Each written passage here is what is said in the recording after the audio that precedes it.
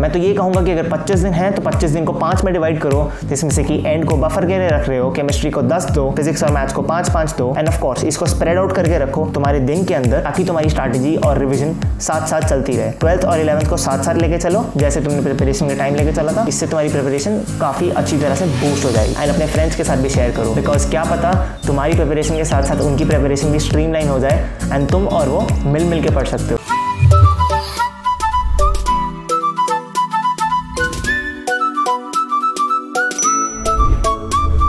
आज tin stock के episode में हम एक काफ़ी स्पेशल चीज़ की बात करने वाले हैं, जो कि है जेई के लिए क्विक टिप्स।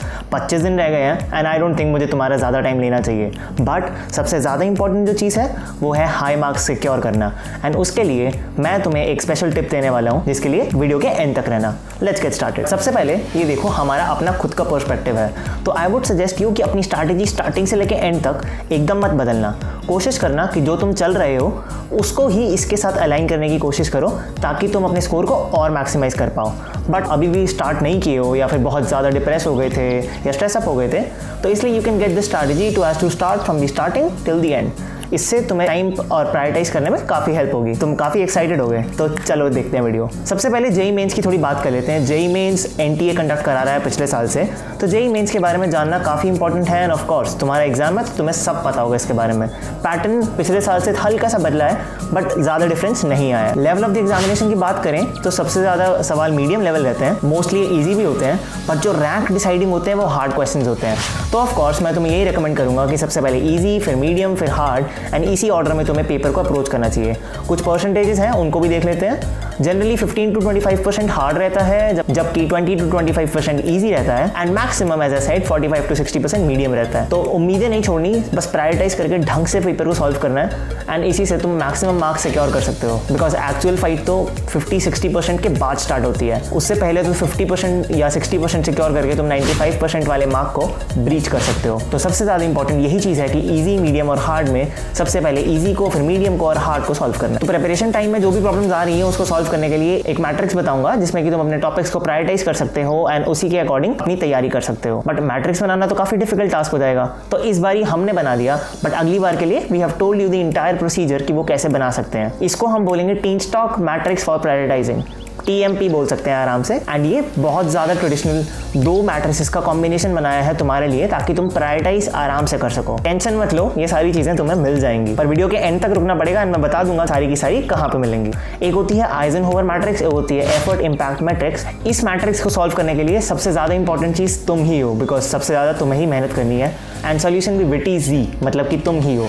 तो बस जी को याद रखना एंड उसी के बेसिस पे तुम TMP को क्रैक कर पाओगे। तो अब बात करते हैं आइजनहोवर मैट्रिक्स की, जिसमें कि इंपॉर्टेंस और अर्जेंसी के बेसिस पे तुम ट्रैक करते हो कि सबसे पहले क्या करना है। तो of course important but not urgent को सबसे पहले करना चाहिए आइडियल तरीके से, उसके बाद इंपॉर्टेंट एंड अर्जेंट को, फिर लो एफर्ट लो इम्पैक्ट को, and urgent and not important को। ये लो एफर्ट लो इम्पैक्ट वाली चीज़ को जानबूझ के इसलिए यहाँ पे रखा है, ताकि तुम अगले स्लाइड में आने वाली एफर्ट इम्पैक्ट एनालिसिस के साथ इसको रिलेट कर पाओ। एफर्ट इम्पैक्ट एनालिसिस में सेम फंडा होता है, low effort high effort high impact, not effort not impact, and high effort low impact. But इसके बेसिस पे जो TMP बना है उसको समझना बहुत ज़्यादा इंपॉर्टेंट है, तो उस पर काम करते हैं, जो कि इंपॉर्टेंस वर्सेज एफर्ट के बेसिस में एक मैट्रिक्स बनती है। तो सबसे पहले very important but less effort, फिर very important but high effort, less important less effort, and less important but high efforts के बेसिस पे प्रायोरिटाइज करना है। बट याद करने का तरीका सिंपल जी है, एंड इसी तरीके से तुम्हें लेवल ऑफ टॉपिक्स को ध्यान में रखते हुए प्रिपरेशन स्ट्रैटेजी बनानी चाहिए। इस बारी के लिए हर सब्जेक्ट के लिए एंड हर क्लास के लिए मैंने बना के दिया है, तो जल्दी से उसके स्क्रीनशॉट्स कैप्चर कर लेना। I go with them quickly. Maths सबसे ज्यादा डिफिकल्ट टॉपिक होते हैं जेई मेंस का। जेई एडवांस में भी यही ऑर्डर ऑफ डिफिकल्टी फॉलो होता है, तो मैथ्स को तुम्हें काफी ज्यादा टाइम देना पड़ेगा सॉल्व करने के लिए। इसलिए मैं कहूंगा कि केमिस्ट्री जल्दी करो, उसके बाद फिजिक्स या मैथ्स में से जो पसंद है वो करो, एंड तीसरे लेवल पे उसमें जाओ जिसमें कि तुम्हारा सबसे लीस्ट लेवल ऑफ कंफर्ट है। पेपर को एक बारी में सॉल्व ना करते हुए मल्टीपल राउंड्स में करो, ताकि तुम सबसे ज़्यादा मार्क्स सिक्योर कर पाओ। तो मैथ्स का सबसे ज़्यादा यही इंपॉर्टेंस है कि ये पेपर डिफिकल्ट आता है एंड इसमें फॉर्मूला बेस्ड सवाल डायरेक्टली बहुत नहीं आते हैं, तो तुम्हें कॉन्सेप्ट्स क्लियर होना बहुत ज़्यादा इंपॉर्टेंट है। चैप्टर्स की बात करें 12th में, तो ये तुम्हारी मैट्रिक्स रही। जल्दी से इसकी फोटो खींच लो। एक लाइव इलस्ट्रेशन दे देता हूँ कि TMP को फॉलो कैसे करना है। मैट्रिसेस एंड डिटर्मिनेंट्स वाली जो सारे टॉपिक्स, ये वाली बॉक्स को सबसे पहले करना है, फिर ग्रीन वाली बॉक्स को, फिर रेड को, फिर येलो को। इस वाली ऑर्डर में अगर तुम फॉलो करोगे अपने टॉपिक्स को तो बहुत ज़्यादा हेल्प होने वाली है, बिकॉज इसी ऑर्डर में पेपर में सवाल आते हैं एज पर दी ट्रेंड्स जो कि हमने एनालाइज रिवाइज किया था, मेरा खुद का एक्सपीरियंस भी इसके साथ एडेड ऑन है। इसी ऑर्डर में प्रिपेयर करोगे तो हाई चांसेस है कि तुम्हारा स्कोर पहले से एकदम बूस्ट मार सकता है। अब क्लास 11th की बात करते हैं भाई, सेम फंडा फॉलो होगा, ब्लू, ग्रीन, रेड और येलो बॉक्स, इसका स्क्रीनशॉट ले लो, काफी ज्यादा इंपॉर्टेंट है। बैकलॉग नहीं आना चाहिए। एट मैक्स हर टॉपिक पे 1.5 घंटा भी लगाओगे तो भी अच्छी तरह से रिवाइज कर पाओगे थ्योरी को 1.5 घंटा, और इसके बेसिस पे तुम 11th को 2-3 दिन के अंदर पूरी रैप अप कर सकते हो। अब केमिस्ट्री के मोस्ट इंपॉर्टेंट टॉपिक्स की बात कर लेते हैं, बट उससे पहले केमिस्ट्री के लिए एक चीज को बिल्कुल भी नहीं भूलना, जो कि है NCERT। ये तुम्हारी होली बुक ही नहीं है, ये तुम्हारा टाटा स्काई है। अगर इसको लगा दिया तो तुम्हारी लाइफ और केमिस्ट्री का स्कोर एकदम जिंगा लाला। केमिस्ट्री में marks is just like the game changer. तो गेम चेंज करने के लिए केमिस्ट्री में मार्क्स लाना बहुत इंपॉर्टेंट है। शायद इसी वजह से मेरा स्कोर हाई से बिलो हाई रह गया था, बिकॉज मेरे केमिस्ट्री में इतना रिमार्केबल स्कोर नहीं था। बट तुम्हारे केस में ऐसा नहीं होना चाहिए एंड तुम्हें पक्का मेहनत करके आनी है। केमिस्ट्री सबसे ईजीएस्ट है बिकॉज इसमें फिजिकल में न्यूमेरिकल्स आते हैं, बट वो भी मोर और लेस फॉर्मूला बेस्ड रहते हैं। इनऑर्गेनिक और ऑर्गेनिक में तो काफी चीजें NCERT से डायरेक्टली उठ के आ जाती हैं, एंड जहां पर भी थोड़ी बहुत कमी पेशी रह जाती है वो तुम्हारे हायर लेवल ऑफ कॉन्सेप्ट्स होते हैं। But of course given the difficulty in all these 3 subjects, सबसे ईजीएस्ट केमिस्ट्री होता है। तो कोशिश करो इसको सबसे पहले करो, एंड हो पाए तो इसको कम टाइम में सॉल्व करके मैथ्स और फिजिक्स के लिए टाइम बचाओ। इसके भी टॉपिक्स का डिस्ट्रीब्यूशन यही है, इस Z को फॉलो करो, blue box, green box, red box and yellow box. जल्दी से स्क्रीनशॉट ले लो। क्लास 11th के लिए ये वाला बॉक्स है, इसका भी जल्दी से स्क्रीनशॉट ले लो, blue, green, red and yellow, follow the Z।